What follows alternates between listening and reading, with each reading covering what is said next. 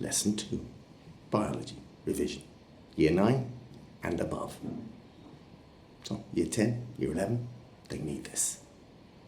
GCSE and other subjects, IBs too. Lesson 2. Lesson 2, classification, putting you in the right class. So we put all the carnivores together, dogs, cats. They're a long way from the herbivores that eat herbs, that eat not meat, they eat vegetables or fungi. So we put all the carnivores together, but then we split them up. We've got the canines over here, the cats over here, putting things into classes and then subdivisions of classes, starting off with a kingdom, and then the kingdom of animals is split into the mammals that all make milk and have hair. Even baby dolphins have a little moustache. Yeah, whales, dolphins, they have hair. The mammals, whose bones go 1, 2, many 5. And then people say, what about cows? Okay, so yes, you can see it with dogs. Dogs have got 5 digits, and one of them is now evolving to go up here because that gives them an advantage. And in evolution, if there's an advantage, then your DNA will push that way, because the dogs that have a full set of 10 digits, they're not as fast at running. When there's not enough food, they're the ones that die first. And the ones who have got the growth going up here, their thumb, they're the ones that survive and have babies into the future. Evolution isn't about, I'm thinking this is a good idea. It's about what means that you die and somebody else survives. Bigger brains in human. You survive. Even though you have to put so much food energy to keep your brain working, it's still worthwhile having. And cows? Yeah, cows started off with 5 digits, just like all mammals. And yeah, they give milk. Not just to their own babies, but onto bottles and cartons. For us, for our cereals and our coffee and our milk. But cows started to evolve.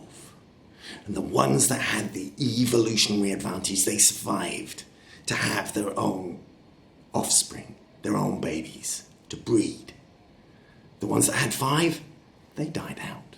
Until cows now walk around on their fingertips. And the nail has become the hoof. Same with horses.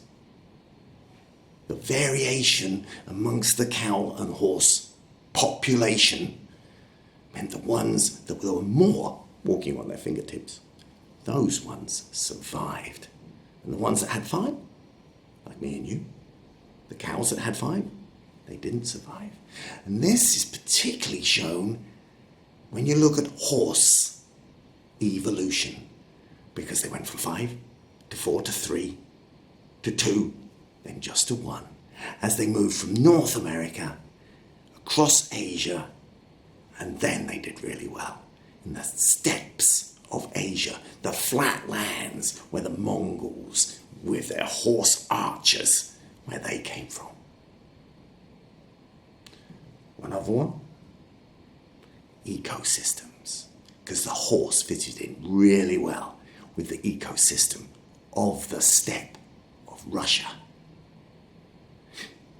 They had the grass to eat, and grass has spiky little bits inside, doesn't like being eaten. But also when you eat grass, you don't kill it. The growing part of grass is at the bottom, whereas for most plants, the growing part is at the top. You eat it, it dies, doesn't grow anymore. Whereas the co-evolution of horses and grass means that horses would eat, yum, yum, yum, and then digest the grass. You can eat grass. You can't digest it though. Horses, in their large stomachs, have got the right bacteria to digest grass. And several parts, several chambers to their stomachs. Many books will say they've got several stomachs. That's okay. Several chambers, several stomachs, same. So they can digest the grass to get the energy, the food energy out of grass. You can eat it, you can't digest it. You can't get food energy out of grass. You'll die with a full stomach if you eat lots of grass. They co-evolved. Grass got better at stopping herbivores. Horses evolved to be able to eat this new evolved grass. And other animals, they couldn't. That's where the mammoths went. Mammoths walked around there when it was colder, but not now.